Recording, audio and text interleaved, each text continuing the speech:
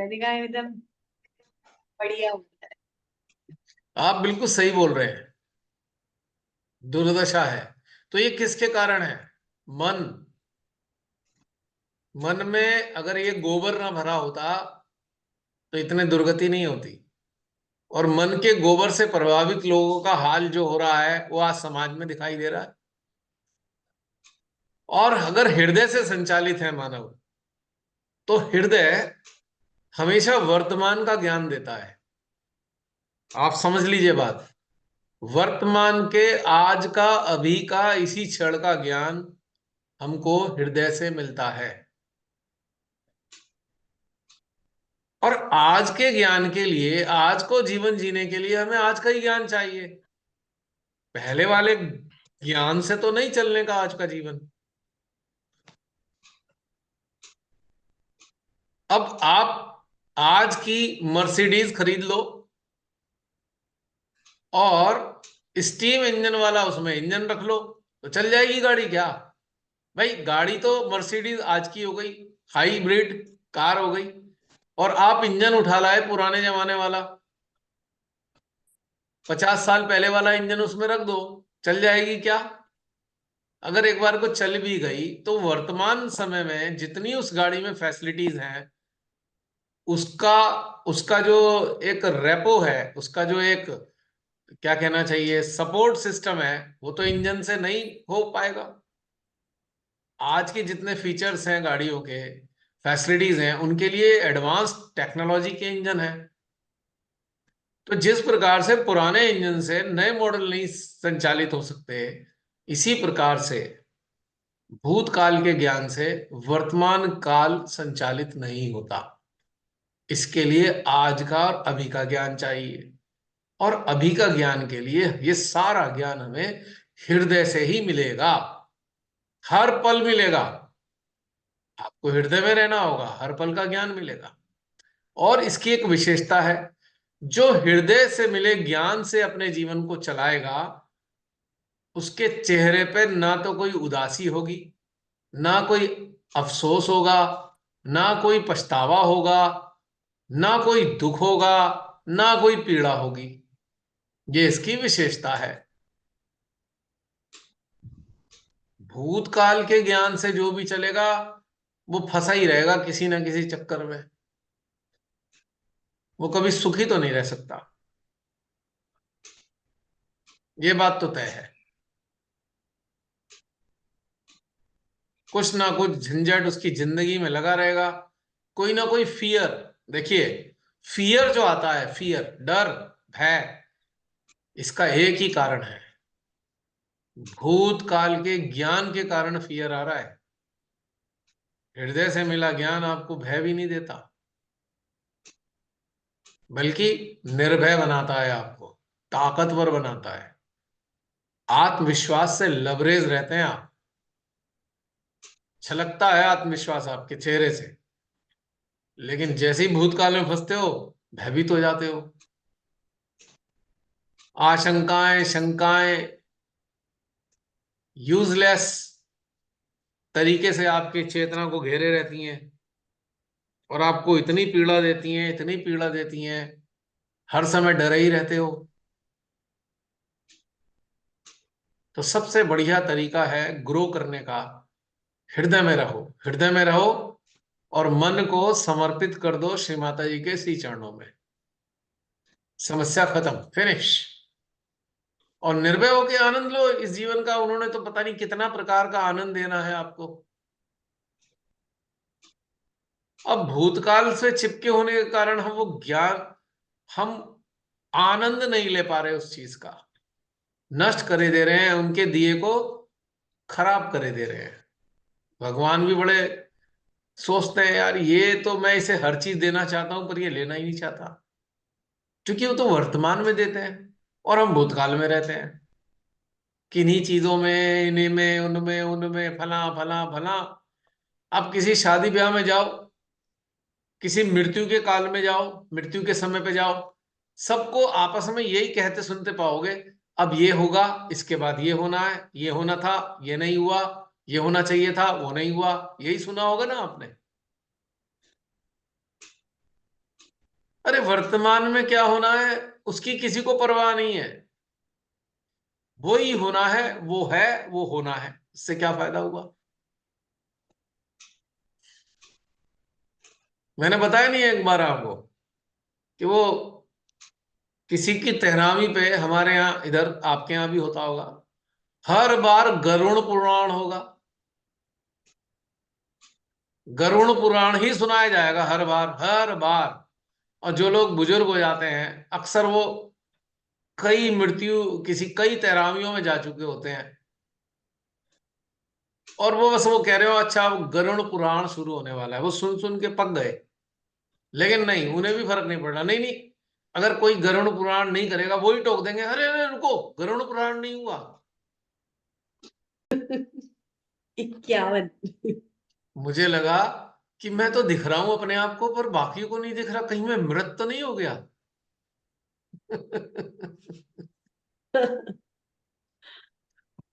हाँ, मैं एक एक झूठी कहानी सुनाने जा रहा था, अभी अभी आई थी झूठी कहानी। एक बार की बात है, पिछले कुछ जीवनों में मेरी मृत्यु हुई, मृत्यु हो गई। अब ठीक है, घर के लोगों ने अपना जो भी की क्रियाक्रम किया। अब वो तेरहवीं का समय आया, तेरहवीं के समय पे पंडित जी ने गरुड़ पुराण शुरू कर दिया। मुझे बड़ा गुस्सा आया, हर बार तू पंडित मुझे को यही गरुड़ पुराण सुनाता है, कोई नई कहानी सुना। पंडित बेचारा घबरा गया, आवाज कहां से आ रही है। मैंने कहा भाई, जिसके लिए तू गरुड़ पुराण सुना रहा है मैं वही हूं, तू इतने जीवनों से मुझे यही सुनाता आ रहा है, अब नहीं सुनूंगा मैं तेरे से ये गरुड़ पुराण, कोई और पुराण सुना दे। बोर कर दिया, हर बार मरता हूं हर बार यही सुना देता है तू। पंडित की तो घिग्गी बन गई, इसकी तो आवाज निकलनी बंद हो गई। और ये सारा घटनाक्रम बाकी लोगों को नहीं पता था, क्योंकि मैं पंडित को ही सुनाई दे रहा था, बाकी किसी को सुनाई भी नहीं दे रहा था। थोड़ी देर में पंडित जी जो है दुम दबा के वहां से भाग गए। कब तक सुनूंगा भाई गरुड़ पुराण, कुछ नई चीज सुना दो, बोर कर दिया गरुड़ पुराण सुना सुना के। कैसी लगी कहानी, छोटी सी।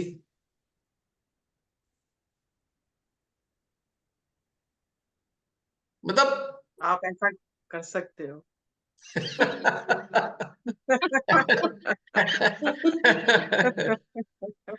आपने किया होगा। तंग कर मारा गरुड़ पुराण सुना सुना के भाई, हर बार वही कहानी वही कहानी। तो ये एक सिंपल सी बात बताई मैंने, ये जो डेटा पड़ा है एक चक्रव्यूह है, बस इसी में ही पूरी दुनिया फंसी हुई है, और इसी में ही घूम के पाप पुण्य पाप पुण्य पाप पुण्य यही चल रहा है।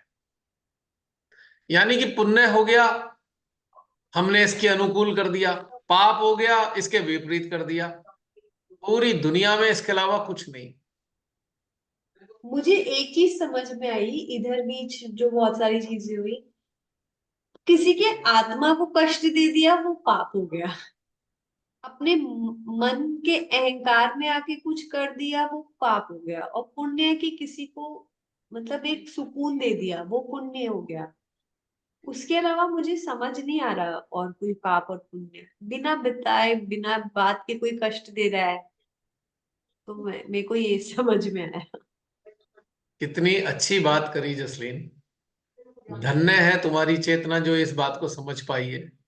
यही और पाप और पुण्य है, यानी कि मानवता के अगेंस्ट जाओगे, दिल दुखाओगे तो पाप करोगे, मानवता को ऊपर उठाओगे तो पुण्य करोगे। बस इसके अलावा पाप और पुण्य कुछ भी नहीं है। लेकिन जो संस्कारों पे आधारित पाप और दे दिया, आपकी रिकॉर्डिंग खराब हो गई है। कोई बात नहीं, टेस्टिंग चल रही है, नया डिवाइस आएगा, अब की बार ठीक है। पुराना वाला उठा के देखूंगा।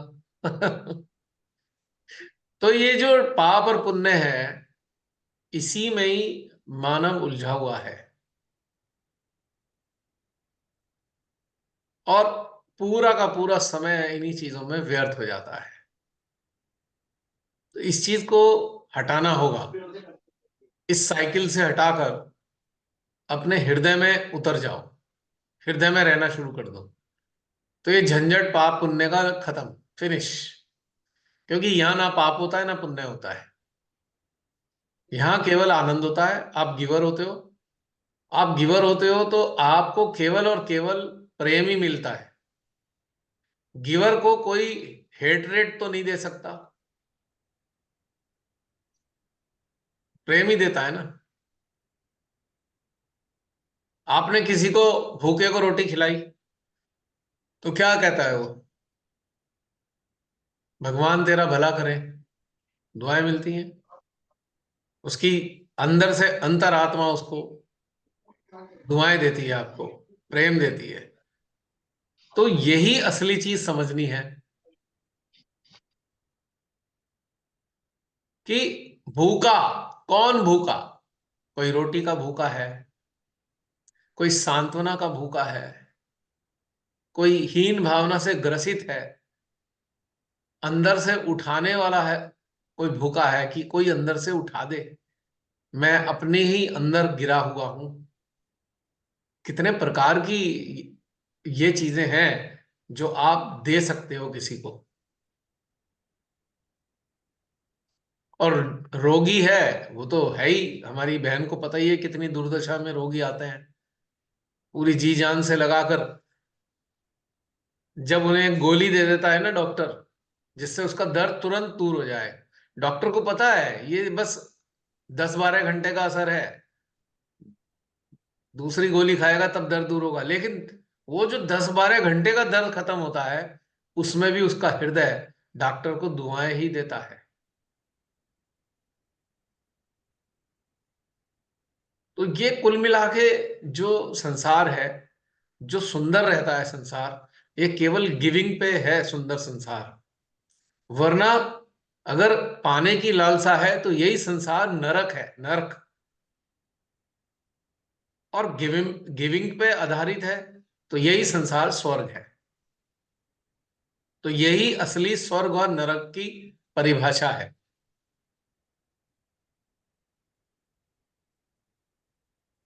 अब किसी को कोई कितना ही सता ले, अगर वो गिवर है, गिवर को कोई कितना ही सता ले, उसके ऊपर कोई फर्क नहीं पड़ता। उसके अंदर का सुकून कोई छीन नहीं सकता। लेकिन सुकून किसका खत्म होता है? जो कहीं ना कहीं पाने की लालसा है जिसके अंदर, वही डिस्टर्ब हो जाता है, वो 1 मिनट में छिन्न भिन्न हो जाता है। देने वाला तो कोई छिन्न भिन्न होता ही नहीं, वो तो छिन्न भिन्न हुए लोगों को जोड़ता है, समूचा बनाता है कि तू बिखरा पड़ा था, चल। जैसे वो होता है ना, बच्चे सामान फैला देते हैं तो मम्मियां जो हैं बड़े प्यार से उनका फैला हुआ सामान डेली उठाकर रखेंगी, संगवा के रखेंगी, 2 घंटे लग जाएंगे। लेकिन बच्चा 1 मिनट में फिर फैला देगा अगले दिन। रोज ये सिलसिला चलता है, और मम्मी को कोई फर्क नहीं पड़ता उसका सामान दोबारा संगवाने में, क्योंकि उनके अंदर देने का प्रेम है। और यही अगर कोई दूसरा इंसान हो जिसके अंदर वात्सल्य नहीं है, तो 2 थप्पड़ मारेगा उसको, बच्चे को, क्योंकि उसके अंदर वात्सल्य नहीं है।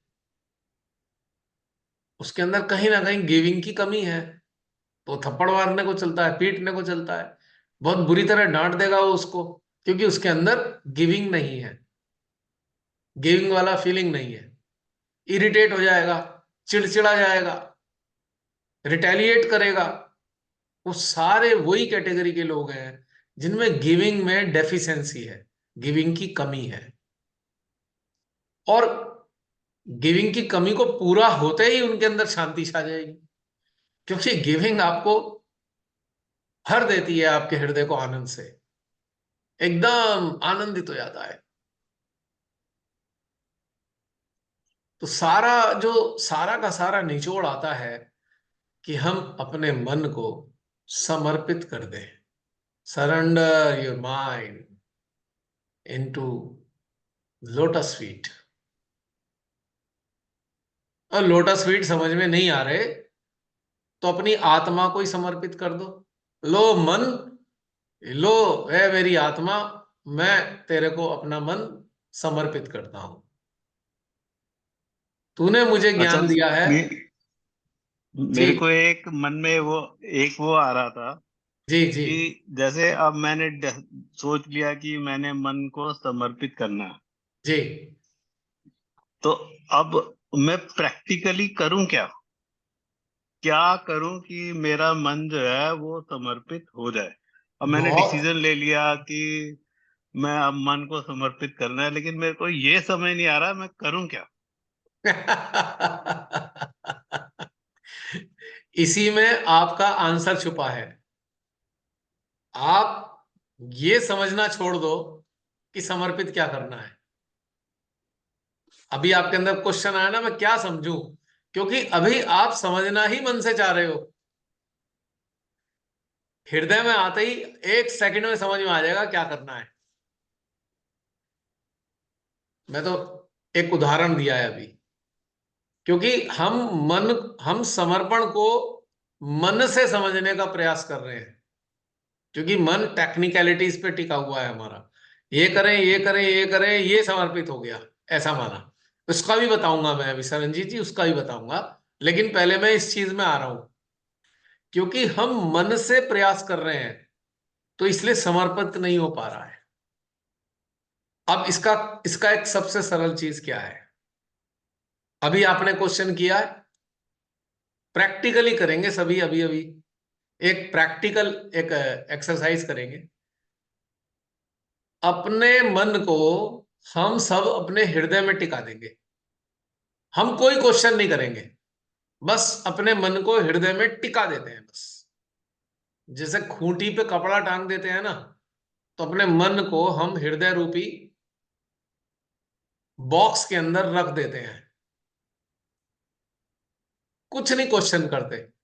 हम ये भी क्वेश्चन नहीं करते कि हम कैसे समर्पण करें, हृदय हमें तू बता। हम कोई क्वेश्चन नहीं कर रहे।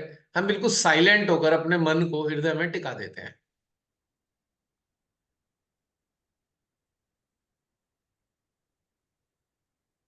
अब देखो, आप सबने हृदय में टिकाया ना, सेंट्रल हार्ट में वैक्यूम बनना शुरू हो गया, एक खूबसूरत वैक्यूम।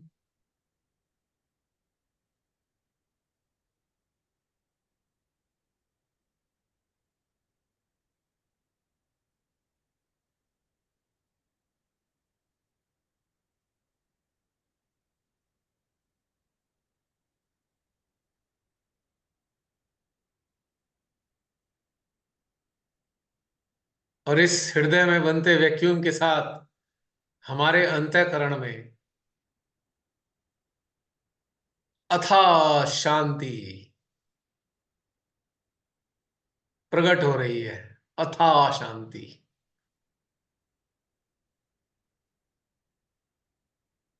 और शांति के साथ आनंद का प्रादुर्भाव। आधा घंटा हो गया, उससे पहले भी था।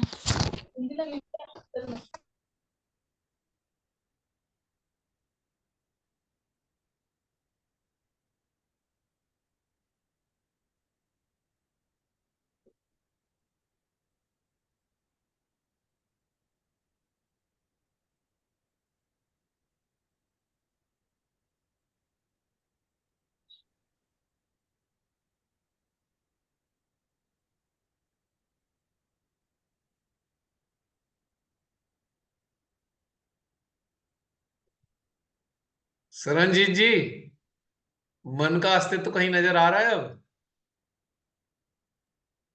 क्या मन सरवाइव कर रहा है इस नहीं वक्त? नहीं नहीं, बहुत आनंद आ रहा है अब। उसका एग्जिस्टेंस ही खत्म हो गया बिल्कुल। बस, आपने जो सवाल किया था ना, करना क्या है, बस यही करना है।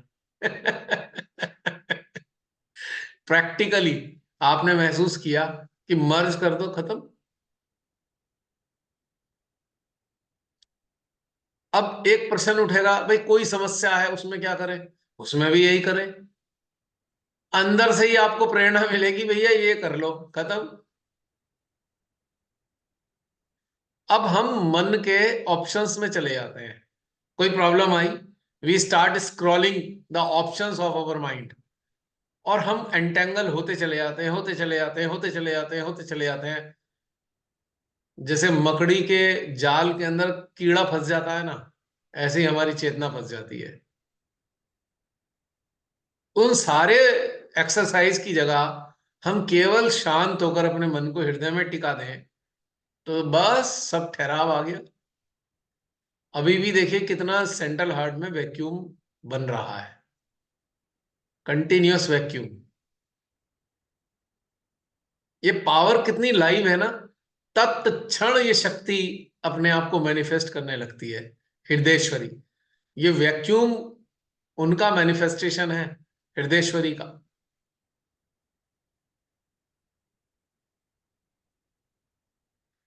अब देखिए आपके अंदर शांति आ गई संजीत जी। बिल्कुल, एकदम, बिल्कुल जैसे बारिश के बाद पूरा सब कुछ एकदम बैठ जाता है और ठंडा ठंडा पूरा चैतन्य आ जाता है। बिल्कुल हृदय के अंदर सब सारे क्वेश्चन खत्म हो गए।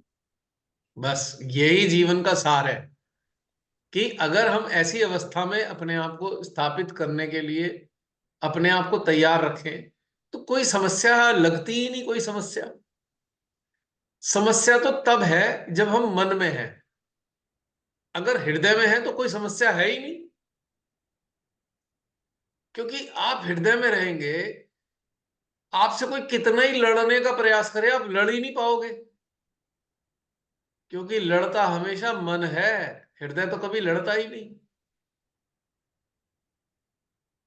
जितने भी लड़ाके टाइप के लोग हैं वो सब माइंड ओरिएंटेड लोग हैं जो लड़ते हैं। हार्ट ओरिएंटेड तो लड़ ही नहीं सकता, उस पर तो लड़ने की क्षमता ही नहीं है उसके पास, तो झगड़ा ही नहीं कर सकता किसी से। वो कहेगा भैया छोड़ दे यार, चल तुझे क्या अच्छा लग रहा है मैं वो कर देता हूं, छोड़ लड़ाई को। तू कहे मुर्गा बन जाऊं, ले मुर्गा बन जाता हूं, तुझे मुर्गा बनवा के खुशी मिल रही है, ले मुर्गा बन गया मैं, क्या दिक्कत है, तू खुश रह। अब बच्चा है, बच्चा मम्मी पापा से क्या क्या कहता है, घोड़ा बन जाओ, मम्मी पापा घोड़े बन जाते हैं। उसे अपने कमर पे भी लाद लेते हैं, उसे पूरे घर में घुमा भी देते हैं। कोई कहते, वो कहता कंधे पे बैठाओ, कंधे पे बैठा लेते हैं, उन्हें क्या प्रॉब्लम हो रही है, उन्हें तो कोई कष्ट नहीं आ रहा।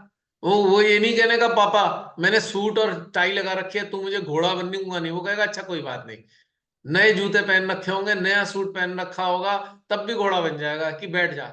उसे आनंद आ रहा है उस चीज में। तो हार्ट ओरिएंटेड तो निर्मल है, निर्मल। मलिनता ही मन में है, हृदय में कहा मलिनता भला। जिन पे, जिनकी चेतना पे मन का प्रभाव बहुत ज्यादा होता है वो हृदय को भी मलिन कर देते हैं। हृदय फिर भी मलिन नहीं होता, हृदय हीरे जैसा है। हीरा जैसे कीचड़ में गिर गया, बस हृदय का यही हाल है कि हृदय के चारों ओर कीचड़ इकट्ठा कर लिया उसने।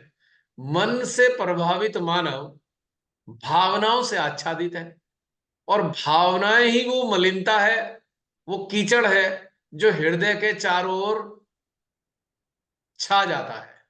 भावनाएं हृदय के चारों ओर छा जाती हैं कीचड़ की तरह, और हृदय अभी भी हीरा ही रहता है। कितना ही कीचड़ में डाल लो, जैसे ही उस पर पानी डालोगे फिर वही चमक उठेगा। अब पानी आता है, हृदय रूपी जो हीरा है वो भावना रूपी कीचड़ में पूरा लथपथ है, और एक धारा सहस्त्रार से निर्मल जल की आती है, हीरा फिर चमक उठता है ना। कितना इंटरेस्टिंग चीज। तो यही रहस्य है कि भाई ये जो ऊपर से धारा आ रही है इसे हृदय में लगातार शोषित करते रहो। कितनी भी मलिनता मन के द्वारा इकट्ठी की गई हो, ये सारी मलिनता धुल जाती है। बजाय हीन भावना से ग्रसित होकर, बजाय मन की मलिनता के दोष में गिल्टी फील करोगे, गिल्टी फील करने की जगह आप सीधे ऊर्जा की धारा को अपने हृदय में गिराते चले जाओ, सारी मलिनता धुल जाएगी। और इस व्यवस्था में आपको ये रहस्य भी समझ में आ जाएगा कि भाई मन को हृदय में समर्पित कर दो, शांत, बिल्कुल एकदम शांत।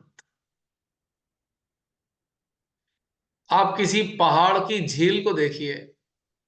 अब निशा तो झील के शहर में ही रहती है, कितनी आफत हो जाए झील वैसे ही दिखाई देती है। झील में कभी लहरें नहीं उठती। आपने कभी देखा?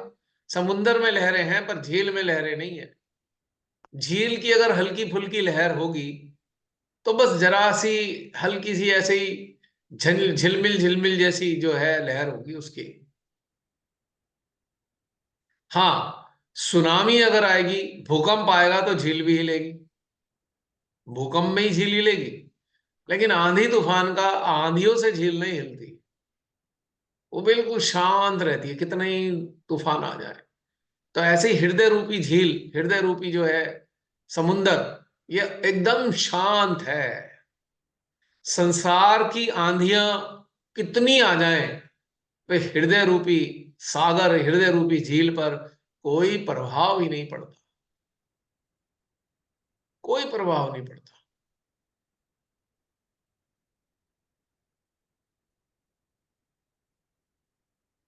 तो ऐसे ही हमें एक अभ्यास बनाना है, मन की आंधियों का हृदय की झीलों पर कोई प्रभाव नहीं पड़ता। ये अभ्यास थोड़ा सा करना होगा, बस मजा ही मजा है, एकदम शांत एकदम। यहाँ पे मैं ना आपको जी। मन में जब हम, आवाज आ रही है? आ रही है? हाँ, अभी आपने बोला ना, तो जब हम मन में रहते हैं ना, मन के बंधन में रहते हैं, तो जरा जरा सी बात हमें बहुत बुरी लगती है। और जब हृदय में हम रहते हैं तो हमें किसी चीज का फर्क नहीं होता है। तो इस पे मैंने कुछ लिखा है, तो आप कहो तो सुनाओ। अरे कहो क्या, बहुत प्रसन्नता होगी यदि सुनाओ। ये है वो चीजें जब हम मन के बस में रहते हैं, तो जरा जरा सी बात पे किस तरह हमें अंदर फील होता है। तो वो सुनिएगा। शायद मेरी ये, मैं यहाँ पे जा रही हूँ तो मेरी वीडियो शायद ना दिखे। दिख जाएगी, तब भी तुम्हें पहले भी बताया था मैंने कि वीडियो भी दिख सकती है, पढ़ भी सकती हो। ओके, दिख रही है मेरी वीडियो? ना, इसका क्या होता है, तो इसके अंदर एक फीचर होता है, टिकट साइज में हो जाएगी तुम्हारी ये वीडियो, टिकट साइज में। अच्छा, वीडियो को ऑन रखे रखे उस वाले पेज को खोल लो, तो आपकी वीडियो टिकट साइज में हो जाएगी, डिलीट नीचे नहीं जाएगी। तो जैसे ये, जैसे कंप्यूटर में दो फाइलें खुली ओके, रहती हैं। नहीं होगा अच्छा ऐसे फोन आ, में। आ गया ऊपर ना? वाला। ऐसे अभी आ रही है। है? आ रही है? आ गया ना? मुझे तो खुद की वीडियो दिख नहीं रही है। तुम्हारी फिर ना दिख भी रही मैं हो पर तुम सुनाती दिख रही हूँ। हो हमें। ओके, ठीक है। तो यहाँ पे मैं आज गाऊंगी नहीं, या हम्म। आप बोलो तो उस पे है ना, कुमार विश्वास की एक गजल है कि कोई पागल कहता है, कोई दीवाना कहता है। तो हम्म। इस पे मैं सुनाऊंगी हाँ सुनाओ, कि चाहे गाओ या सुनाओ, जो दिल करे। हाँ, बिछड़ कर जा रहा कोई जरा सी बात की खातिर, बिछड़ कर जा रहा कोई जरा सी बात की खातिर, कयामत ढा रहा कोई जरा सी बात की खातिर। और सुनिएगा कि मुझे इन राह चलती ठोकरों ने आजमाया था, खफा होता रहा कोई जरा सी बात के खातिर। ये सारी दशा मनोदशा हमारे मन में रहने पे आती है कि हम्म। खफा होता रहा कोई जरा सी बात के खातिर, झुलसती जा रही मेरी ख्यालों की सजी बस्ती, झुलसती जा रही मेरी ख्यालों की सजी बस्ती, जलाता आ रहा कोई जरा सी बात की खातिर, मोहब्बत की कहानी का ये किस्सा तो पुराना है, मोहब्बत की कहानी का ये किस्सा तो पुराना है, सुकून खोता रहा कोई जरा सी बात की खातिर, सुकून खोता रहा कोई जरा सी बात की खातिर। और ये अंतिम लाइन है, सुनिएगा कि ये मुमकिन था मोहब्बत से मेरी भी मौत हो जाती, ये मुमकिन था मोहब्बत से मेरी भी मौत हो जाती, दुआ पढ़ता रहा कोई जरा सी बात की खातिर, दुआ पढ़ता रहा कोई जरा सी बात की खातिर, बिछड़ कर जा रहा कोई जरा सी बात की खातिर। बस। Thank you. नमस्ते। बहुत ही खूबसूरत और सार गर्भित है, सार गर्भित है, बहुत सुंदर, ब्यूटीफुल, रियली मजा आ गया। ऐसी हाँ, समय और समय पे सुनाते रहा करो। लास्ट की जो पंक्तियां थी यहाँ पे, मोहब्बत, मोहब्बत ये था कि हम लगाव जो रहते हैं ना, मोह माया के बंधन में बंधे रहते हैं ना, तो हम जब कोई हमें हर्ट करता है या हमें कोई दुख देता है तो हमें मरने का मन होता है, मतलब मौत हो जाती, लेकिन हमारी जो आत्मा है ना, वो हमें दुआ देती रहती है, हमारे ईश्वर की तुम नहीं ऐसा कर सकती, हमारे अंदर प्रोत्साहित करती रहती है, और उस समय हम टर्निंग पॉइंट लेते हैं और हम अपनी आत्मा की ओर रुख मोड़ लेते हैं। तो ये था कहने का तात्पर्य। हाँ बिल्कुल समझ में आया, पूरी तरीके से, बहुत आनंद आया, बहुत सुंदर, आनंद आ गया। ऐसी सुनाती रहा करो समय समय पे, तुम सो जाती हो लंबे समय के लिए, हाइबरनेशन में चली जाती हो। मैं सोती इसे मैं सोती ही नहीं हाइबरनेशन, हूँ। हाइबरनेशन समझते हो? जो जो प्राणी होते हैं, जैसे वन्य जीव हैं, कुछ जीव ऐसे होते हैं, खाना खाया उन्होंने और बस वो जमीन के नीचे घुस गए, और उसके बाद निकलते नहीं, सर्दी सर्दी पूरे बाहर निकलते हैं तब जब गर्मी आती है। तो ऐसा हाइबरनेशन समय समय पे तुम्हारा आता रहता है कि बहुत लंबे समय के लिए गायब। इतनी एक अच्छी बार अच्छी खाना लेके कृतियां हैं, गायब। इतनी अच्छी अच्छी तुम्हारी कृतियां होती हैं, सबको सुनाया करो, आनंद आता है। और ये देखो ना, ये है। कृतियां तो तुम्हारी खाली ये 50 लोगों के लिए नहीं, जो ये 51 लोग दिख रहे हैं, ये तो बहुत सारे, ढेर सारे लोगों तक जाती हैं आप सबकी बातें। सैकड़ों लोग देखते हैं, सुनते हैं और आनंदित होते हैं। ये तो सबका प्लेटफॉर्म है, किसी एक का प्लेटफॉर्म है ही नहीं। ये माँ का प्लेटफॉर्म है, माँ का ग्रुप है, माँ के जूम सेशन है, किसी और के नहीं है ये। तो अभी 1 मिनट, अभी 23 सेकंड रह गए हैं। मैं निशा से भी रिक्वेस्ट करूंगा, अगले ये जो सेशन शुरू करेंगे, निशा के पास भी बड़ी अच्छी अच्छी चीजें होती हैं, हर बार कुछ ना कुछ बहुत सुंदर सुंदर बातें बताती है निशा। तो निशा तेरा तैयार रहना, जब ये अभी बंद होगा उसके बाद कुछ अच्छी सी चीजें तुमने तैयार कर रखी होंगी जरूर, तो सुनाना जरूर हम सबको। ठीक है भैया। हम्म। जी। क्योंकि देखो, ये जो हमारी यात्रा है, ये और सुंदर हो जाती है। जैसे एक ट्रेन के कंपार्टमेंट में कुछ यात्री इकट्ठे मिलते हैं और सब बड़ी अच्छी अच्छी बातें बताते हैं, तो ये नहीं पता लगता सफर कहाँ शुरू हुआ और कहाँ समाप्त हो गया। और जब समाप्त होता ना, कहते हैं अरे रुक गई ट्रेन, अरे अब उतरना है, ऐसा अफसोस सा होता है, क्योंकि इतना आनंददायी समय बिताया। तो ऐसे ही एक यात्रा है, इस यात्रा के हम सब यात्री हैं। ये कारवां चला आ रहा है जागृति का, और इसका जो टारगेट आप सबको पता ही है, इसका डायरेक्शन किधर है। तो जिंदगी के कारवां में हम सब चल रहे हैं, जिंदगी के कारवां में हम सब चल रहे हैं, क्यों ना जीते जी ही चलें।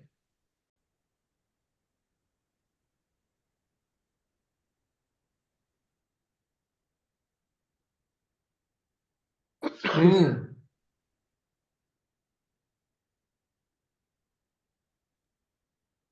तो बीच में कट गया था फोन, ये मोबाइल, वो कहते हैं ये लैपटॉप पे कट गया था पूरा। तो मैं बोल रहा था कि जिंदगी के सफर में हम चल रहे हैं, जिंदगी के सफर में हम चल तो रहे हैं, तो क्यों ना जिंदे रहकर ही चलते रहे। और जिंदे कब रहेंगे? जब हम हृदय में रहेंगे। हम सबको जीवन देने वाला है हृदय, और हमारी मौत का कारण है मन। तो मृत होकर जोम्बी जैसे चलने से क्या फायदा? मन के चंगुल में फंसेंगे तो जोम्बी बनेंगे। शरीर तो जीवित रहेगा, लेकिन आत्मा मर चुकी होगी। जोम्बी में क्या होता है? शरीर जीवित है पर आत्मा मरी हुई है, जीवात्मा मृत है, उसमें है ही नहीं जीवात्मा। तो फिर वो क्या करता है जोम्बी? दूसरे को काटने दौड़ता है। तो आज समाज में देखो ना हाल, जोम्बी नहीं लगते, सब एक दूसरे को काटने को दौड़े जा रहे हैं लगातार। समाज में क्या दिख रहा है आजकल? यही दिख रहा है ना, लगातार काट रहे हैं एक दूसरे को, एक दूसरे के पीछे दौड़ पड़ते हैं काटने के लिए।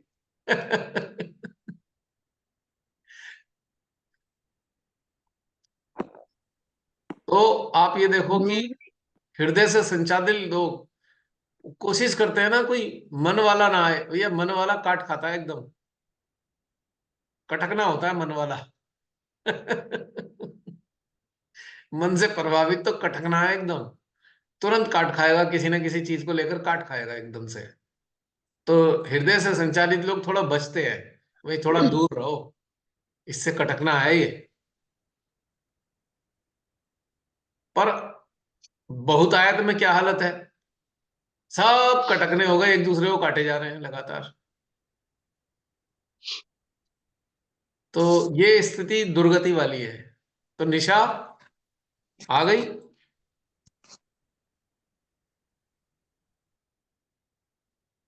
लगता है नहीं मुझे, हेलो हाँ जी। है। भैया, जय श्री माता। मुझे एक बात समझ नहीं आई थी, मैं समझना चाहती हूँ। जी। आपने स्टार्टिंग आपने स्टार्टिंग में जो कहा था ना, ये मानव आया सबसे पहले, मतलब, और उसके बाद 84 लाख योनि, और फिर उसका फिर मानव। तो जो हम्म। स्टार्टिंग में जो आपने वो अपने चिंतन के अनुसार बात बताई थी कि वो मानव स्मृति जो उसकी थी, यानी कि वो लकड़ी काटने जाता था, और वो फिर अपने पड़ोस के उसमें उसने सोचा कि चलो ये नजदीक पड़ेगा, यहीं से मैं ये कर लूं। वहां से पैसे, वहां से उसने मिस्टेक करी, उसका परिणाम धीरे धीरे बढ़ता चला गया, फिर और मिस्टेक करी, हाँ फिर जी। बढ़ता चला गया।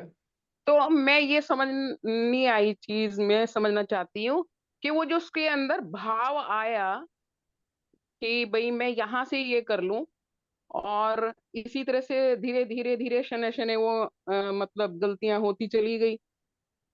तो वो जो भाव उसके अंदर आया, वो कहाँ से उसको जो उसके अंदर प्रकट जो हुआ, मतलब। जो स्मृति की उसे फैसिलिटी दी थी, स्मृति ने ही तो बताया था पड़ोस के घर में भी लकड़ियां हैं भाई, तो जंगल इतनी दूर क्यों जाएगा, तू यहीं से ले ले। तो वो जो स्मृति थी, वो तो हमारी सुप्रीम पावर ने ही बनाई है ना, वो भी तो उन्होंने ही दी है ना उसको। वो तो बात सही है, वही तो मैं कहना चाह रहा हूं कि जी। स्मृति तो थी, बनाई तो उन्होंने उस फैसिलिटी के लिए थी, पर उसने दुरुपयोग कर लिया ना उस चीज का, कर्तव्य से विमुख हो गया ना। हाँ, और वो कोई अच्छी चीज के लिए भी यूज कर सकता था। स्मृति तो दी थी कि हाँ जंगल जाना है, जंगल से लकड़ी लानी है, स्मृति उस लिए भी थी। वो वो पर उसे, कर्तव्य से विमुख हुआ ना। हाँ, शॉर्टकट। तो इसलिए उसका सिलसिला बना। भाई पहले प्राणी तो बनाए, वो, प्राणी के बाद उसने हाँ अपना, भगवान ने कहा कि अब मैं अपना अस्तित्व बनाता हूं मानव के रूप में। मानव के रूप में अपना जी। अस्तित्व बनाया ईश्वर ने, ठीक है। उसके बाद उसे धरती पे भेज दिया। पहली बार जब उसको बनाया गया, उसका सारा स्वभाव ईश्वरीय था, ईश्वर जैसे ही स्वभाव था उसका, शांत था, सब कुछ था। लेकिन जीवन जीवन जीने के लिए जो उसे जद्दोजहद करनी पड़ी, उसके अंदर थोड़ा थोड़ा ये चीज स्मृति के कारण डेवलप हुई कि भाई इतनी दूर जाना पड़ता है, लकड़ी तो इसकी भी रखी है, यहां से ले लेता हूं। पर ईश्वर की निगाह में ये गलत हो गया, प्रकृति की निगाह में गलत हो गया कि किसी का हिस्सा कैसे चुरा सकते हो आप। तो प्रकृति ने फिर उसे सजा दी। फिर उसके ने सजा का उपचार ढूंढा कि सजा ना पड़े, उसने फिर कोई और ऐसा काम कर दिया। तो धीरे धीरे वो इंटेंस होती चली गई चीजें, और उसके बाद में फिर उसने ऐसे भी काम करे कि मनुष्य योनि से हटा के जानवरों की योनि में भेजना पड़ गया उसको। फिर उसके बाद 84 लाख योनि करके फिर मनुष्य बनाया। तो ये खेल है, अगर समझो तो सरल भाषा में। इसके कारण ही आज हमारे पास स्मृतियों का लोड है, और हमारा सारा स्वभाव स्मृतियों पर आधारित हो गया। स्मृति कह लो, संस्कार कह लो, लगभग एक सी ही बात है। जो स्मृतियां प्रगाढ़ हो जाती हैं वही संस्कार बन जाती हैं, ऐसे समझ लो। तो कितनी मुसीबत, कितनी कॉम्प्लिकेशन पैदा हो चुकी।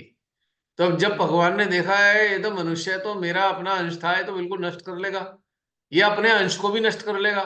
तो उन्होंने कहा चलो अवतार लेके इसे समझाऊं मैं जाके। तो माँ आदि शक्ति के रूप में अवतरण हुआ, यही बात समझाने के लिए कि भाई ये सारी चीजें छोड़ो, तुम हृदय में आ जाओ। जब तुम हृदय में आ जाओगे तो ना तो तुम्हारे पूर्व प्रारब्ध का कोई समस्या, उसका प्रतिफल तुमको ज्यादा तंग करेगा। अब हृदय में रहने का बेनिफिट है, पूर्व प्रारब्ध के हमारे द्वारा की गई जितनी भी गड़बड़े हैं उसका जो प्रतिफल नकारात्मक खड़ा हुआ है वो घटित तो होगा। कुछ तो इवेपोरेट हो जाएगा, कुछ घटित हो जाएगा। पिछली बार बताया था ना, कुछ इवेपोरेट हो जाता है यदि कनेक्टेड रहे तो, कुछ घटित होगा। लेकिन अगर हृदय में रहेंगे तो जो घटित होगा उसका प्रभाव आपकी चेतना पे नहीं आएगा। ये एक रेमेडी है। प्रारब्ध के घटना, नकारात्मक घटनाक्रमों का उपचार है कि हृदय में रहे तो उसका प्रभाव हमारी चेतना में नहीं आएगा, प्रभाव विहीन हो जाएगा, जिसके कारण कष्ट महसूस नहीं होगा।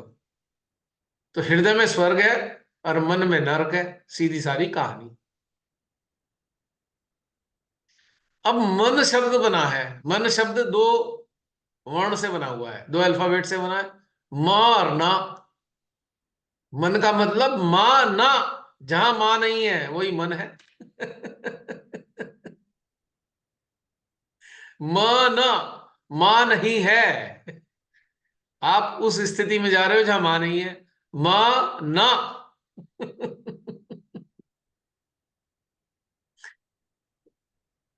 तो इसलिए परेशान है, ये मां ही नहीं है तो बच्चे को तो सुकून तो नहीं मिल सकता।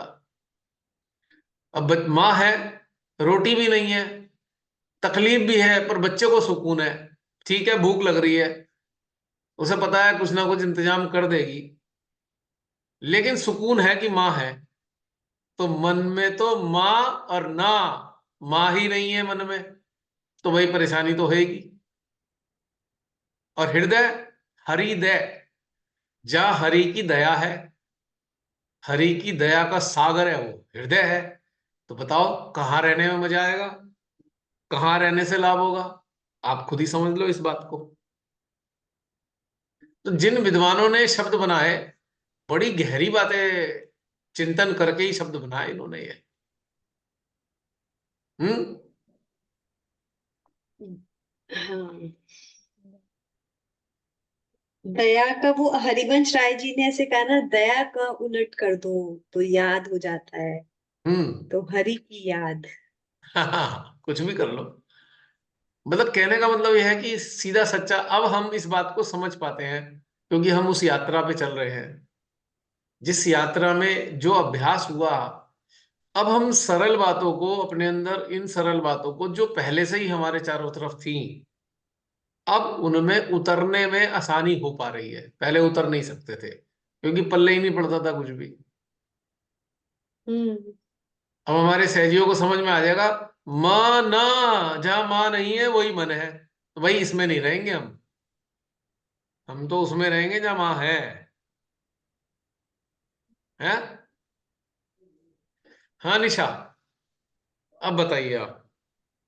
निशा कब से डायरी उलट पलट कर रही है, एकदम लगी हुई जद्दोजहद में। नहीं, जद्दोजहद की तो कोई बात ही नहीं है। नहीं, वो कर रही थी पर मैंने देखा।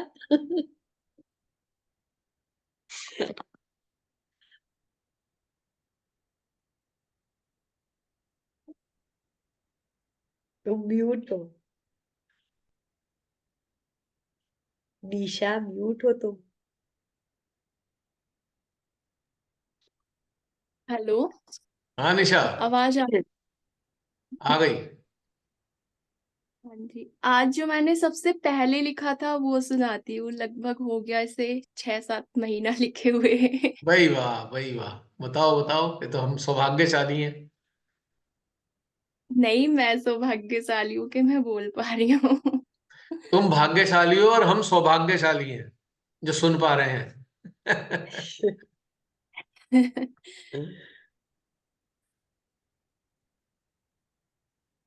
सुनाती हूँ, है ना। तुम भाग्यशाली हो, तुम्हें माँ ने दिया, और हम सौभाग्यशाली हैं जो तुम्हारे दिए को हम ग्रहण कर पा रहे हैं।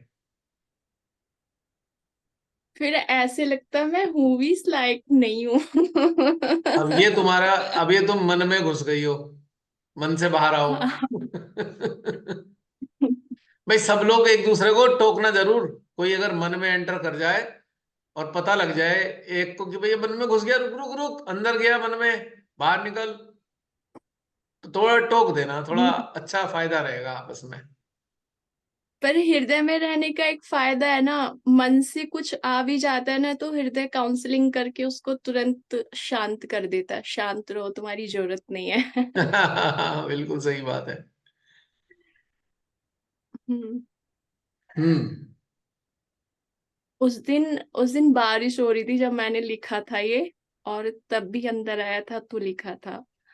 हम्म। आज शाम बारिश की बूंदें संगीत छेड़ रही थी, सूखे से मेरे मन को भी तो सींच रही थी। एक अजीब सी सरसराहट हो रही थी अंदर, जैसे वो मुझे कुछ कह रही थी।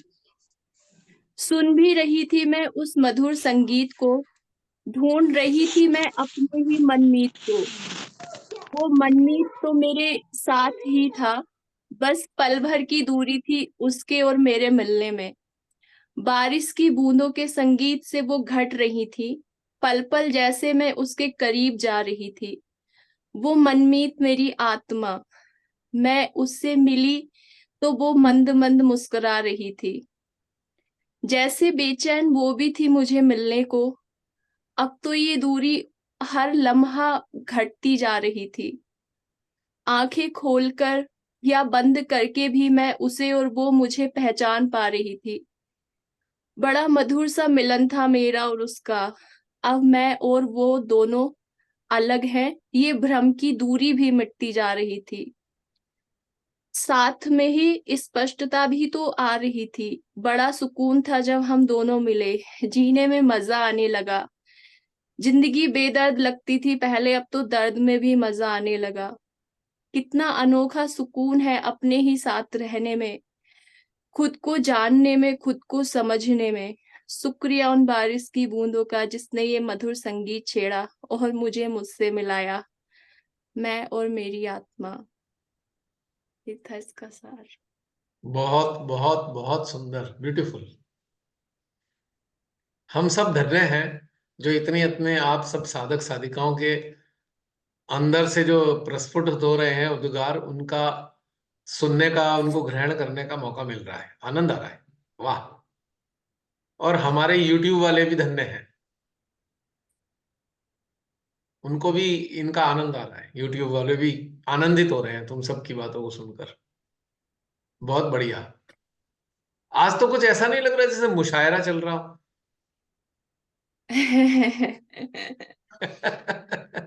मैं एक मैं ना अभी निशा जी ने जो बोला, जो हाँ, एहसास हुए उनके, तो उनके जस्ट ऐसे उन एहसासों की छींटे मुझे भी आई थी, तो वो मैं आपको सुनाऊंगी, ठीक है। सुनाओ सुनाओ, पेश करो। ओके। वैसे ही जो मैंने तरीका कि बताया। हाँ। हाँ, ये मनमोहक एहसास की बूंदों की कुछ छींटे मेरे पास भी आई थी। ये मनमोहक एहसास की बूंदों की कुछ छींटे मेरे पास भी आई थी। आकर मेरे प्रांगण में कानों में गीत गाई थी। लहरा कर अपने आंचल को मधुर संगीत सुनाई थी। खोकर इसकी तान में भीग गई मैं भी इसकी शान में। ये नटखट चूम गया मेरे गालों को, भिगा दिया मेरे बालों को। फिर इतराकर मुझसे बोला, कहो कैसा लगा। प्राकृतिक प्रेम का ये स्नेही ओला। मैं थोड़ा शर्माई, हाथों से चेहरे को छिपाई। धीमे से मैं भी कह गई, आनंद मुझे भी बहुत आए। सुनकर सुनकर मेरी बातों को, देखकर मधुर मुस्कुराहटों को, बादल जोर से गरजा।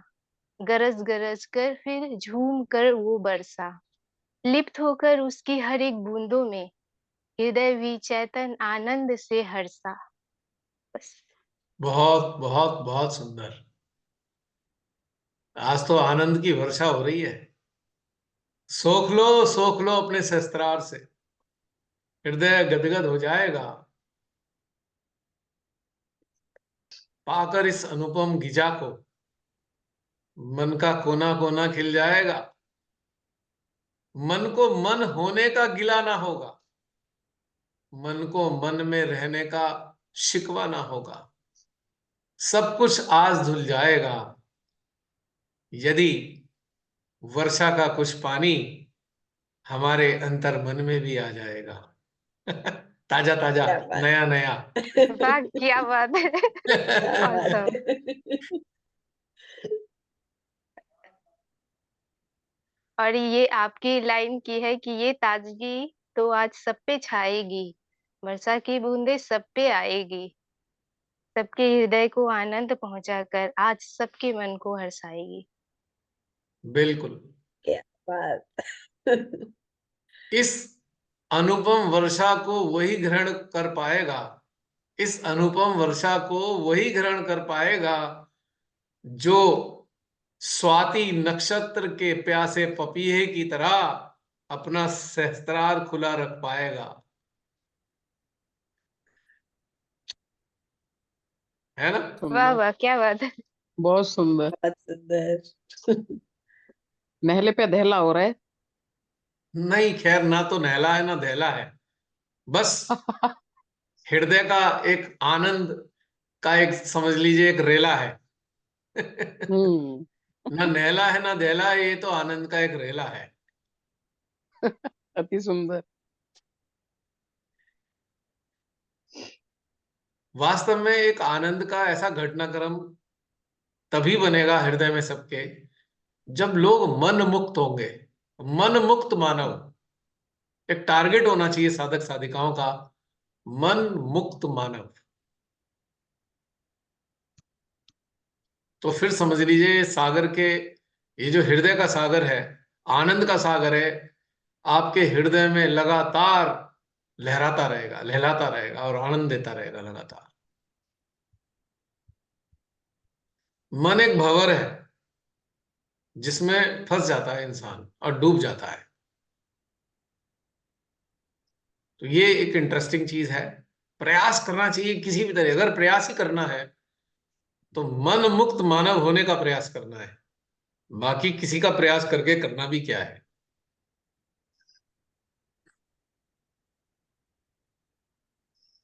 वरना प्रयास का कोई मायने नहीं रह जाता ना।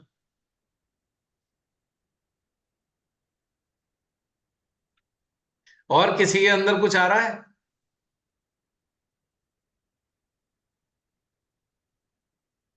ले आओ ले आओ, आनंद आ रहा है। एक मैं बोलूंगी कि बहुत सारी जो हमारी चेतना होती है या हमारे एहसास होते हैं ना मेडिटेशन के थ्रू, या बहुत सारी चीजों में जो चिंतन चलती है, तो हम्म। उसकी बहुत चीजें इतनी सूक्ष्म होती है ना कि बस वो लिखा नहीं जाता शब्दों में, उसे हम वर्णन ही नहीं कर पाते। बस ये जो मोटे मोटे शब्द होते हैं बस हम उसे इंडिकेट करते हैं, लेकिन वो सूक्ष्म शब्द बस उसका आनंद हम ले सकते हैं, तो उसे कागज के पन्नों पे उकेरना बहुत ही मुश्किल होता है। आई थिंक ये लिख के समझ सकते हैं, वो सिर्फ एहसास जीते हैं, हम उसे आनंद लेते हैं उसका हर पल। हाँ, ऐसा है। बिल्कुल बिल्कुल सही बात है, लेकिन कुछ चीजें फिर भी आ जाती हैं। कुछ चीजें आती है जिसके लिए शब्द होते हैं, बट कुछ चीजें जिसका हम जीवंत होकर सिर्फ महसूस कर सकते हैं, तो ऐसे होते हैं। बट हाँ, ऐसा ही है। लेकिन उसको बयां कैसे करते हैं? जैसे यस। बयार का आनंद लेते हुआ जो एक हमारा शरीर है, हम्म। और उस बयार का आनंद लेते हुए शरीर जो अपने भीतर में संदेश देता है, वो कहता है मजा आ रहा है। तो फिर शब्द भी मजा फूट आ रहा पड़ते है। हैं, फिर शब्द भी फूट पड़ते हैं। क्या हवा चल रही है! यानी कि शब्द जो है उस अनुभूति के परिणाम है अनुभूति के। अनुभूति हुई है तो उसके परिणाम शब्दों के रूप में प्रस्फुटित हो जाते हैं। जैसे अभी निशा के हृदय से आया, तुम्हारे हृदय से आया, अनुभूति का परिणाम है शब्द। और अनुभूति नहीं तो फिर शब्द भी कहां से आएंगे? अगर अनुभूति होगी तो शब्द होंगे जरूर थोड़े बहुत, चाहे कम हो या ज्यादा हो, पर होते जरूर है। नहीं? अब एक गूंगा है, यस।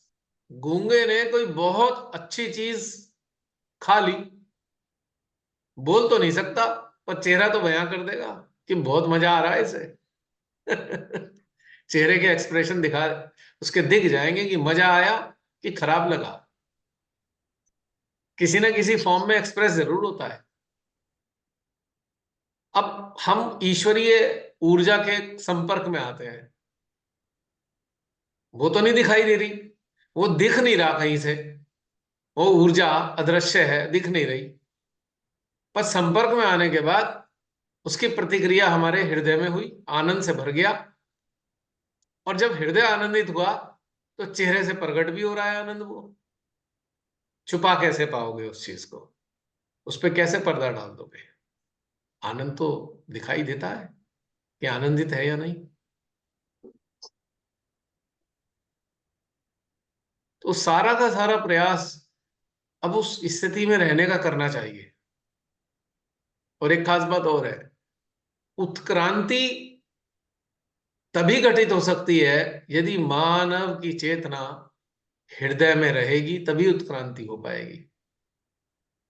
मन में रहने में तो उत्क्रांतित नहीं हो सकता, वो तो रिवर्स में चला गया, वापस चला गया। क्रांति कहाँ, वो तो पतन की तरफ जा रहा है, उत्क्रांति तो हो ही नहीं रही। उत्क्रांति का एकमात्र सीधा सीधा मतलब है कि उत्क्रांति है किस चीज की? जो मन में हजारों लाखों संस्कार हैं, उनसे परे जाने की प्रक्रिया ही तो उत्क्रांति प्रक्रिया है। उत्क्रांति और क्या है? चेतना की, कि चेतना मन के जंजालों में, मन के संस्कारों में फंसी हुई है। और जब हम इस प्रोसेस से गुजर रहे हैं तो हम कहेंगे हमारी चेतना उत्क्रांति की प्रक्रिया से गुजर रही है।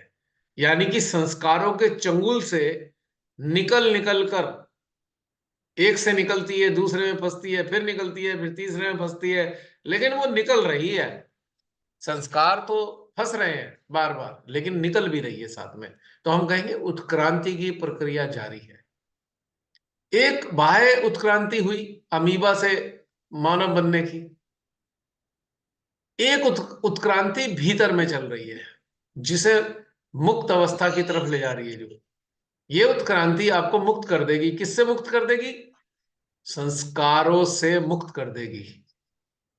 मन मुक्त अवस्था ही मोक्ष की अवस्था है। व्हाट इज मोक्ष?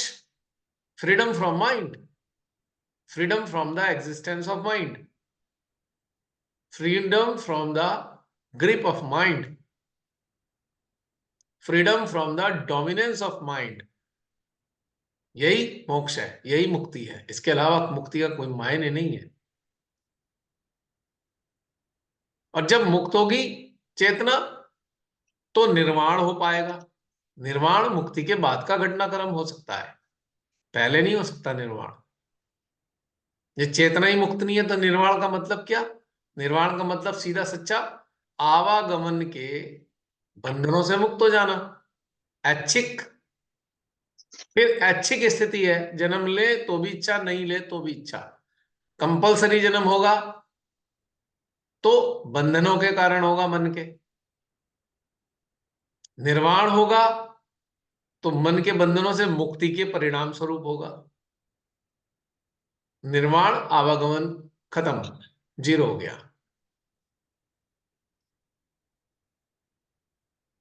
न आना है न जाना है, बस अपने स्रोत का अंग प्रत्यंग बन जाना है, यही निर्वाण है। उसका अंग प्रत्यंग बने तो निवृत्त हो गए, निवृत्त निर्वाण हो गया। अन्यथा टंगे रहेंगे, बार बार आएंगे, बार बार रोएंगे, बार बार छटपटाएंगे, फिर जाएंगे। तो ये मुझे झंझट। एक चीज मतलब बहुत बेसिक में ये समझ में आई कि बेसिक हमारी नीड क्या है, रोटी कपड़ा और मकान। बस इससे ज्यादा कुछ नहीं है। और एकदम बेसिक पे आ जाओ, मतलब मकान भी बस ऐसा कि आपके पास छत है, आप लग्जरी मत एक्सपेक्ट मकान का करो, मतलब छत जस्मीन है। छत ही होती है, अपना है या पराया है इससे मतलब नहीं है। मतलब हम सोचते हैं फर्निश्ड हो, हाईली लग्जूरियस हो, मतलब एक उस कॉन्टेक्स्ट में कह रही हूँ। तो मैंने कहा जब एकदम 0 0 1, जैसे 10 से 1 तक आओ और आप 1 पे आ जाओ, तो आप देखोगे कि आप फ्री हो गए। मैंने आज ये चिंतन किया, परफेक्ट, अगर बिल्कुल आज मैं परफेक्ट बात बोली तुमने। कि 5 लाख रुपए आप महीने का कमा रहे हो या 15 लाख कमा रहे हो, और आप 20,000 कमा रहे हो महीने का, और अगर आपने बेसिक नीड बहुत सिंप्लीफाइड कर ली ना, तो आप इस आवागमन से फ्री हो सकते हो। अदरवाइज कोई वो नहीं है, एंड नहीं है। मेरे को ये लगा कि अ, जैसे है वैसे ही करो, मतलब आप जितना एजुकेशन अफोर्ड कर सकते हो आप उस वाले में भेजो, आप जो स्टैंडर्ड ऑफ लिविंग अफोर्ड कर सकते हो आप उस वाले में भेजो, आप सिंप्लिसिटी में आ जाओ, बेसिक्स पे आ जाओ, लाइफ की झंझट ही खत्म हो जाएगी। ये जो तुम बोल रही हो ना, ये बहुत बड़े हमारे विद्वान हुए हैं, प्रोफेसर जे.के. मेहता। उन्होंने कहा था, उन्होंने एक थ्योरी दी थी, थ्योरी ऑफ वांटलेसनेस। जब मैं कॉमर्स लेकर पढ़ रहा था तो इकोनॉमिक्स में शायद थी ये थ्योरी ऑफ वांटलेसनेस। उन्होंने कहा भाई जितनी कम आपकी आवश्यकताएं होंगी उतनी आपकी समस्या कम होगी, उतना व्यय कम होगा, उतना कम कमाना पड़ेगा। हाँ, मेरे को ऐसे ही लगा, मैंने कहा चल तो अभी भी रहा है, रोना कितना होता था पहले, अभी भी, अभी तो और अच्छे से हो रहा है, सब चीजें है। और एक जैनिज्म की एक थियरी है अपरिग्रह, ये मुझे थोड़े साल पहले पता चला, तब तक मेरे पास बहुत सामान आ गया था। पर वो अपरिग्रह जो है, हम कम में रह रहे हैं, मिनिमलिस्ट इंग्लिश में जिसको कहते हैं। So somewhere I am understanding that the lesser you have the lesser baggage. और उसमें रिस्पॉन्सिबिलिटी भी तो कितनी कम हो गई, लफड़े ही खत्म हो गए जिंदगी के। इतनी सारी हाँ, मतलब मैंने जितनी हमारी, आज मैं ये जितनी लाइफ हमारी लग्जूरियस होगी उतने प्रकार के काम भी तो करने पड़ेंगे। बहुत बहुत, मैं आज यही चिंतन करी थी, मैं काम करी थी किचन में, तो यही चल रहा था कि अभी तो मैं कितना, मुझे मजा आ रहा है, कितनी सारी चीजें मेरी लाइफ में चेंज हुई हैं। और मैं कह रही ये कितना सही चीजें हैं, मतलब मैं जो जी रही थी वो कितना, मैं अपने आप में सोच रही थी मैं खुश हूँ, पर आज वाला जो लेवल ऑफ खुशी है वो बियॉन्ड है उसके। वो मुझे आज जीने पे समझ में आया कि मिनिमलिस्ट होने में, कम खर्च करने में कितना हेडेक कम हो गया। अरे बहुत झंझट खत्म हो जाते हैं भाई, लफड़ाई खत्म हो हाँ। गई। तो ये जैसे मैंने अपने कलीग्स को देखा है जो डॉक्टर्स होते हैं, अगर अचानक से वो बहुत ज्यादा पैसा कमाने लगे या आसपास भी जान पहचान में, तो फिर बहुत कॉम्प्लिकेशन शुरू हो जाता है लाइफ में। पहले तो सीधी सादी जिंदगी जी रहे थे, अब मेरे पास इतना पैसा है तो 1 लाख का मेंबरशिप होना चाहिए। अब हमारे बच्चे ऐसे स्कूल में कैसे जाएंगे, हमें स्टैंडर्ड मेंटेन करना है तो स्कूल में एडमिशन कराना होगा। फिर हमें मतलब ये एक हॉबी डेवलप करनी होगी, हमें हॉलीडेज भी वैसा करना होगा, बाकी लोग यहाँ जा रहे हैं तो हमें भी यहाँ जाना होगा। बहुत सारे लोग बस होटल बुक करते हैं दूसरों को दिखाने के लिए, वहां जाते हैं, फोटोज खींच के फेसबुक में अपलोड करते हैं, पर हॉलीडे मना के नहीं आते हैं, इंजॉय करके नहीं आते, क्योंकि उनको ये इतने सारे। तो वही मेरे अंदर भी ये चिंतन चला कि जब आदमी बहुत ज्यादा पैसे में इनग्रॉस्ड हो जाता है तो वो कभी मुक्त नहीं हो सकता है। बिल्कुल सही है। आप सब लोग मेरे वीडियो देखते हो पहाड़ों के? जी भैया। मुझे मजा क्यों आता है, मैं मजा क्यों ले पाता हूँ, पहाड़ों में क्यों निकाल के समय, चाहे मेरे पे समय नहीं भी है फिर भी चला जाता हूं मैं, क्यों? क्योंकि अगर मैं ज्यादा कमाने के पीछे पड़ा होता तो मैं इस सारे मजे को कभी ले नहीं पाता जिंदगी में। कोई कल्पना कर सकता है 8 दिन के लिए व्यापार छोड़ के चले जाए कोई, वो भी एक मैन्युफैक्चरिंग बिजनेस छोड़ के 8 दिन के लिए चले जाओ आप, क्या कोई कर पाता है? मर जाएंगे बिल्कुल, हाय हमारा बड़ा लॉस हो जाएगा। मैंने कहा असली लॉस तो यही है आप लोगों का कि भगवान ने इतनी अच्छी जिंदगी दी उसके मजे भी नहीं ले पा रहे, तो इससे बड़ा लॉस क्या हो सकता है? Seriously. और अब ये बात करते करते एक और एक चीज आ रही है कि जितनी लाइफ में आपके पास फिक्स्ड चीजें हैं हाँ। या कंसिस्टेंट हैं, हम्म। वो और आपको जड़ बनाएंगी। फिक्स्ड रिलेशनशिप, कंसिस्टेंट रिलेशनशिप्स है, स्टेबिलिटी, फिक्स्ड सैलरी है, फिक्स्ड जॉब है, आप जड़ होते जा रहे हो। जड़ नहीं हो गए, ये गुलाम हो गए, बिल्कुल बिना बात के बिल्कुल थोप गुलाम बन के जाते बैठ हैं। जाओ। बट हमें उस रोल से हटने में बहुत टाइम लगता है। जैसे मैं इतने टाइम से एक टीचिंग प्रोफेशन में हूँ, और जब मैं रिटर्न हो रही थी ऋषिकेश के बाद के वर्कशॉप से, फिर मुझे किसी ने रास्ते में पूछा आप क्या करते हैं, तो मैं ऐसे बोलने वाली थी फिर रुक गई। मैं तो टीचर नहीं हूँ, अब मैं क्या बोलूं? एंड आई वाज लाइक, मेरी आइडेंटिटी क्राइसिस हो गया मुझे। मतलब इतने होशो हवास में आइडेंटिटी क्राइसिस हो रहा है। मुझे बहुत टाइम लगा। मैं कहा मेरी तो गवर्नमेंट जॉब भी नहीं है कि मैं इतना अटैच हो गई, आई एम अ टीचर, मैं धड़ल्ले से बोल रही हूँ। हाँ, अब मैं नहीं हूँ तो अब मैं क्या बोलूँ? फिर मुझे मतलब ये भी अटैचमेंट था कि, और मुझे पता नहीं था ये मेरा पार्ट ऑफ पर्सनालिटी हो गया। अरे मैं हूँ, I am a being and I do nothing, that is okay. But जब ये घटित हुआ और खत्म हुआ तब मुझे पता चला था कि मैं उससे भी अटैच थी। तुमने बहुत सुंदर मैसेज दिया है कि व्हाट आई एम नाउ, मैं तो कुछ भी नहीं हूं। इट्स ए ब्यूटीफुल हाँ। मैसेज। अगर कोई समझे तो बहुत सुंदर मैसेज है ये। काश ये जो हम कुछ भी नहीं है, यही स्टेटस अपना जीवन में बना लें और इसी को अपना स्टेटस सिंबल बना लें कि हम कुछ भी नहीं है, तो आपकी कुछ जिंदगी में नहीं है। चैन ही चैन है। आप उसके परेशान बाद हो ही में इसलिए, आप परेशान रिवर्स। हो ही इसलिए कि आप कुछ हो, यही परेशानी का कारण है। यही नवंबर आपको में दुखी भैया रखता है। हाँ जी। नौ नवंबर में मैंने भी अपना गवर्नमेंट जॉब छोड़ दिया भैया, जो गवर्नमेंट हॉस्पिटल में था। अच्छा। क्योंकि वहाँ कुछ वैसी चीजें चल रही थी जो मतलब एंटी ह्यूमन, मतलब एंटी ह्यूमैनिटी थी। हम्म। तो मेरे लेवल पे मैं कुछ कर नहीं पा रही थी, पर मैं उसका पार्ट भी नहीं बनना चाहती थी। तो मैंने आपने बहुत एक्सटेंशन अच्छा नहीं कहा। लिया। जी। तो जिसका मतलब जो हमारे सीनियर्स थे, मतलब वो जो मेरा लास्ट डे था फेयरवेल के दिन, वो लोग सब बिल्कुल अपने तरफ से एडवाइस दे रहे हैं कि तुम इस कॉर्पोरेट में जाओ, यहाँ जॉब ज्वाइन कर लो, वहां बात करो, यहाँ बात कर लो। और मैं शांति से ही बैठी हुई हूँ। मैं बोली अभी सोचा नहीं है, अभी जॉब जॉब तो नहीं ज्वाइन करेंगे किसी का। तो उनको समझ में नहीं आ रहा है कि लड़की पागल हो गई है क्या। फिर वो बोल रहे हैं अरे इतनी सैलरी मिलेगी तो ज्वाइन कर लेना। तो मैंने उनको यही बोला कि जिस दिन मैंने किसी का पैसा ले लिया, मैं तो उसकी नौकर बन गई। अब अगर वो कुछ भी काम मुझे बोल रहा है करने के लिए जो मेरी चेतना एक्सेप्ट भी नहीं कर रही है, पर क्योंकि मैंने उसका पैसा लिया हुआ है मुझे करना पड़ेगा, तो मैं तो पीछे चली जाऊंगी ना, फिर मेरी ग्रोथ कैसे हो पाएगी। मुझे यही लगा, तो फिर मैंने अभी तक तो जॉब नहीं ज्वाइन की, प्राइवेट प्रैक्टिस ही कर रही हूँ। पर ये समझ में आ गया है कि अब क्योंकि इतना ज्यादा कॉर्पोरेट वर्ल्ड में भी इतना ज्यादा एंटी ह्यूमन एक्टिविटीज ये लोग फोर्स करते हैं डॉक्टर्स को, कि ये हो नहीं पाएगा। पर अभी जो फ्रीडम है, जैसा जसलीन दीदी ने बोला, वो फ्रीडम मैं भी बहुत इंजॉय कर रही हूँ अभी। अब तो मतलब हृदय में भी नहीं आता, जैसे लोग बहुत सारे सजेस्ट करते हैं कि यहाँ जाके बात करो, पर हृदय में आता ही नहीं कि मैं कहीं जाऊं और किसी से बात करूं, कि किसी के आगे मैं जाके हाथ फैलाऊं कि मुझे काम चाहिए। ये आता ही नहीं अंदर से। हम लोग दोनों रिटायर्ड लाइफ एंजॉय कर रहे हैं गुड हेल्थ में। एक्चुअल में आप अगर आप इस वाली चीज को अपने अंदर उतार लेते हैं ना कि हम एंटी ह्यूमन नहीं बनेंगे, तो हम्म। आप अपने फिर राजा हो जाते हैं। आप राजा होते हैं। अगर आप अगर आप ये सोचते हैं कि भैया कोई बात नहीं, मजबूरी है हमारी, ये सब करना पड़ता है। अब आप देखो, हमारे देश में,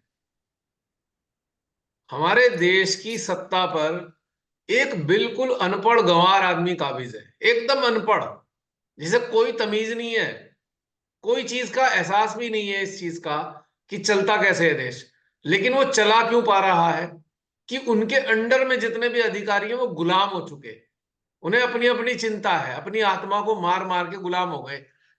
जो भी ईडी सीबीआई वगैरह के लोग हैं, अगर इनकी आत्मा जाग जाए, क्या ये फॉलो करेंगे? सोचिए थोड़ी देर के लिए, क्या ये फॉलो करेंगे? ये यही तो होता है भैया, यहाँ डॉक्टर्स को बेड नहीं मिलेंगे हॉस्पिटल में, लेकिन कोई भी मंत्री आएगा तो सारे मेडिकल सुपरिटेंडेंट, हॉस्पिटल के डायरेक्टर, इतने बड़े बड़े डॉक्टर हाथ बांध के खड़े हो जाते हैं उनके सामने। और अनपढ़ गंवार मिनिस्टरों के आगे आईएएस लोग ऐसे बिछे पड़े हैं, तो उनकी आत्मा ही तो मरी हुई है। सुप्रीम कोर्ट के जज भी अगर सत्ता के दबाव में आके निर्णय दे रहे हैं तो मरे हुए लोग हैं, मृत लोगों का शासन है आज की तारीख में, मृत लोगों की व्यवस्था है, तो वहां जीवित कैसे उनके अंडर में रह सकते हैं? हम लोग मृत नहीं है, हम किसी के डोमिनेंस में नहीं जी सकते किसी भी कीमत पे। तो ये जो कहते हैं ना, नहीं नहीं बड़ी मजबूरी, मजबूरी कुछ नहीं होती है, आपका लोभ है, लोभ ही मजबूरी है। एक्चुअल में लोभ है कि भी क्या होगा, अरे कुछ तो होगा, एक रोटी कपड़ा मकान ही तो है, उस रोटी कपड़े के लिए ही तो काम कर रहे हो ना, वो तो किसी और तरीके से भी बन जाएगा ना। अपनी आवश्यकताएं अगर आपने बढ़ा रखी हैं, तभी तो आप किसी की जो मानवता विरोधी कार्य है उसमें आप मूक रूप से मौन रहकर सपोर्ट कर रहे हो ना। पर पाप के भागी तो आप भी हो, आप पाप नहीं कर रहे पर आप भी तो उसका सपोर्ट कर रहे हो ना, जो लोग उनका सहयोग कर रहे हैं। पूरी के पूरा सरकारी तंत्र राक्षसों के अंडर में काम कर रहा है, तो मरे हुए ही तो हैं ये लोग, मृत मृत आत्मा है ये लोग, बिल्कुल मरी हुई चेतना वाले लोग हैं। कैसे कोई एक अपराधी, एक क्रिमिनल जिसके ऊपर हजारों लोगों की हत्या का आरोप है, उसकी सत्ता के अंदर, उसकी डोमिनेंस में अगर आप चल रहे हो तो आप मरे हुए ही तो हो। कैसे आपकी इज्जत हो जाएगी, कैसे कोई रिस्पेक्ट करेगा? कोई जीवित इंसान तो रिस्पेक्ट नहीं कर सकता ऐसे मृत लोगों की। और ऐसे ही का हुजूम, ऐसे मृत आत्माओं का हुजूम फॉलो करने वालों का। कमाल की बात है, इतने मरे हुए लोग भारत में मुझे कभी नहीं महसूस हुए। अब मैं महसूस करता हूं, इतने मरे हुए लोग यहाँ पे रहते हैं भारत के अंदर। कम लोग जिंदे हैं, बहुत कम लोग जीवित हैं, यहाँ तो सब मरे हुए हैं, जॉम्बीज हैं, शरीर जिंदे हैं, आत्माएं मरी हुई हैं इन लोगों की। तो जो हृदय में रहता है वो किसी की गुलामी नहीं कर सकता। नौकरी करना एक अलग चीज है, लेकिन नौकरी का वातावरण ऐसा होना चाहिए कि वो मानवता विरोधी अगर वातावरण है तो फिर नौकरी करना छोड़ देना चाहिए। मेरा तो मानना यही है। बहुत कुछ है जीवन जीने के लिए, ऐसा थोड़ी है कि कम कम में गुजारा क्यों नहीं हो सकता है गुजारा। अगर मानवता विरोधी नहीं भी है ना, जैसे एजुकेशन में, मैं नहीं कहूंगी मानवता विरोधी है, बट सप्रेशन इतना है, वो तुम क्या आपकी समझती हो एग्जिस्टेंस को खत्म। ये सप्रेशन किस लिए है बताओ? सप्रेशन के